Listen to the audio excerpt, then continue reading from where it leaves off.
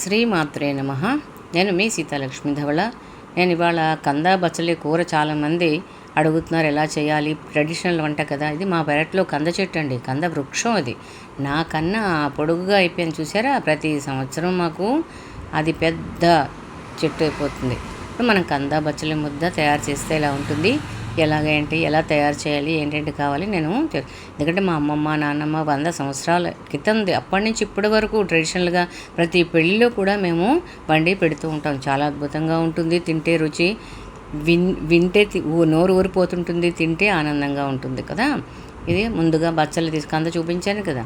ఇది బచ్చలి మనం మట్టు బచ్చలు తీసుకుని సన్నగా తరుక్కుని పక్కన పెడతాం అన్నమాట. పూర్వం కత్తిపీటలు ఉండేవి, ఇప్పుడు మనం అన్నిటికీ చాకులే కదా వాడుతున్నాం. సన్నగా తరిగి పక్కన పెట్టుకుని ఇగో కంద, ఈ కందని మనము ఇలాగా ఆ నలుపుగా ఉన్న భాగాన్ని తొక్క తీసేసి చిన్న చిన్న ముక్కలుగా కట్ చేసుకుంటాం అన్నమాట. మరీ చిన్నవి అక్కర్లేదు అలాగన్నమాట. అప్పుడు అంటే కంద బచ్చలి అంటే కంద ఇంత పిసరు వేస్తే పెద్దగా అల్లేస్తుంది కదా, అలాగే వంశం అభివృద్ధి చెందుతుందని మనకి పెళ్ళిళ్ళలో కూడా ఉడకట్లోని కంద వేస్తారు. కంద బచ్చలి ముద్ద ఖచ్చితంగా వండి తీరుస్తారు. అలాగా తరిగిన వాటిని శుభ్రంగా కడుక్కోలేకపోతే ఇసుక ఉంటుంది కదా, దాన్ని మూకుళ్ళలో వేసి కొంచెం పసుపు కొంచెం ఉప్పు వేస్తాం అన్నమాట. ఉప్పు వేసేసి దాన్ని కొంచెం నీళ్ళు వేసి మూత పెడతాం. ఒక 20 నిమిషాలకి అది ఉడికిపోతుంది రెండు మెత్తగాను. అప్పటి నుంచి ఇప్పటి వరకు కూడా అది ఆచారంగా వస్తుంది. మేము కూడా ప్రతి పెళ్ళిళ్ళలో కూడా అవి కంపల్సరీగా వండుతాము, ప్రతి పండగలకు కానీ. దీనికి ఆవ ముఖ్యం అన్నమాట. లాస్ట్లో ఆవకూర అన్నమాట, కంద బచ్చలి ఆవకూర.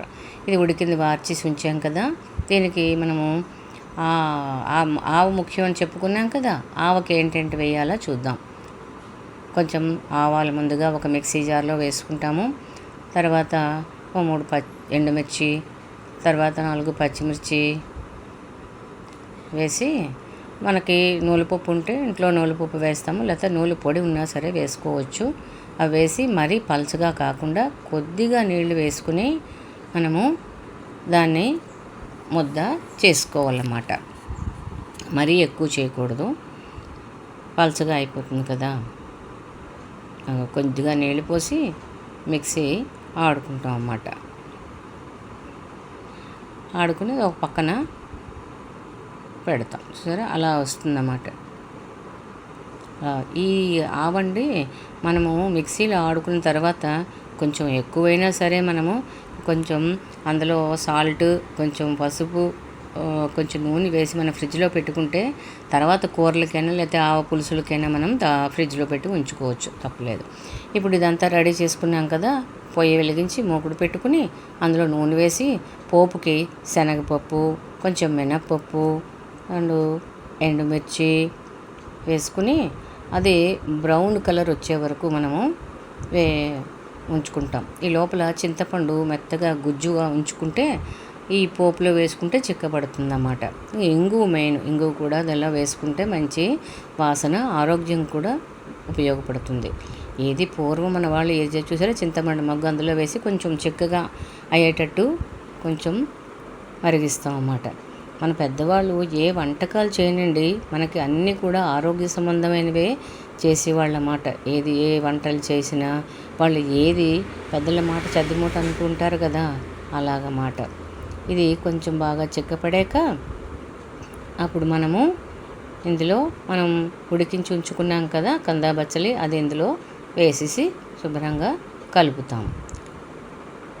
కలిపాక అలా వేస్తే అలా కలుపుతుంటే అది ముద్ద అయిపోతుంది. ఇప్పుడు మనం ముందుగా ఆవ రెడీ చేసి ఉంచుకున్నాం కదా, ఆ ఆవ తగినంత ఆవ ఇందులో పెట్టుకుంటాము. అందులో వేసి కలిపేసుకుని సరిపోతే కొంచెం సాల్ట్, చిటికెడు పంచదార కూడా వేస్తే మంచి టేస్ట్ వస్తుందన్నమాట.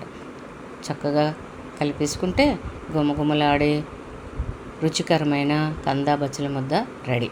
నేను ఇదిగో రెడీ అయిపోయింది కదా. పాలకూర పప్పు చేశాను, చారు కూడా పెట్టానండో. చారు అంటే తీసి పారేస్తారు కానీ చారు కూడా చాలా అద్భుతం. ఇది అయ్యాక చారు ఎలా చేస్తారో మీకు కూడా నేను ఈ వీడియోలోనే మీకు తెలియజేస్తాను. చక్కగా కందా బచ్చలి ముద్ద, పాలకూర పప్పు, చారు రైసు, కొంచెం నెయ్యి వేసాము. తర్వాత అన్నిటికన్నా ముఖ్యమైనది ఏంటి, ఆవకాయ లేనిదే మనం అన్నమే ముద్దే ముట్టాం కదా. ఇగో కొత్త ఆవకాయ వేసాము. చక్కగా వేసుకుని కలుపుకుని తింటే ఆ రుచే వేరు కదా, చాలా బాగుంటుంది. మీరు కూడా ట్రై చేయండి. ఇప్పుడు చారు ఎలా పెట్టాలా, చారే కదా అని తీసుకొని ఎన్ని పదార్థాలు పడతాయో ఇందులో. చక్కగా నీళ్ళు, అందులో చింతపండు వేసుకుని చిటికెడు పసుపు, తర్వాత టమాటాలు, మనకి ములంకాళ్ళు ఉంటే ములంకాళ్ళ ముక్కలు కూడా వేసుకోవచ్చు, కొత్తిమీర, అలాగే కరివేపాకు కూడా మనం వేసుకుంటాము. తర్వాత అన్నిటికీ ముఖ్యంగా సాల్ట్ వేయాలి కదా, సాల్ట్. తర్వాత నేనైతే మిరియాలు పొడి చేసుకుని ఉంచుకుని మిరియాల పొడి కూడా వేస్తాను. ఎందుకంటే మనకి ఏవైనా దగ్గులు, జలుబులు, రంపలు ఇవి ఉంటాయి కదా, అలాంటివన్నీ ఈ రసం చారు తాగితే కలుపుకున్నా అవి తగ్గుతాయి అన్నమాట. మరిగించుకుంటాం అన్నమాట. మరిగించుకుని ఈ లోపల నేను పాలకూర పప్పు కూడా చేశాను.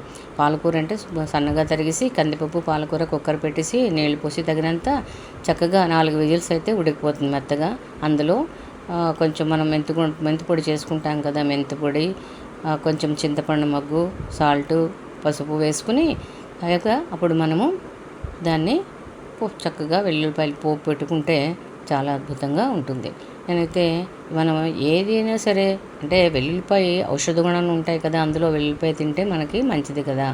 అందుకని వెల్లుల్లిపాయలు గోంగూర పప్పు అయినా, పాలకూర పప్పు అయినా, చుక్కకూర పప్పు అయినా సరే చక్కగా నేను అందులో వెల్లుల్లిపాయలు ఒలిచి ఇంకా బ్రౌన్ కలర్ వచ్చే వరకు వేయించుకుని వేస్తుంటమాట. పోపులో వేస్తుంటే చాలా బాగుంటుందన్నమాట.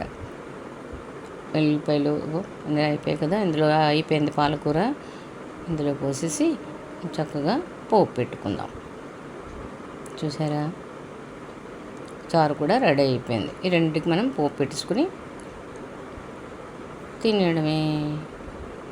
చూడండి, మీరు కూడా ట్రై చేసి మీకు నచ్చితే చక్కగా మీరు ట్రై చేసి ఎలా వచ్చిందో మీరు కామెంట్ సెక్షన్లో పెట్టండి. మీకు పోపు రెడీ అయిపోతుంది కదా. ఇప్పుడు వెల్లుల్లిపాయలు బ్రౌన్ కలర్ పై వచ్చాయి కదా, ఇందులో ఆవాలు, ఒక ఎండుమిర్చి వేస్తాము.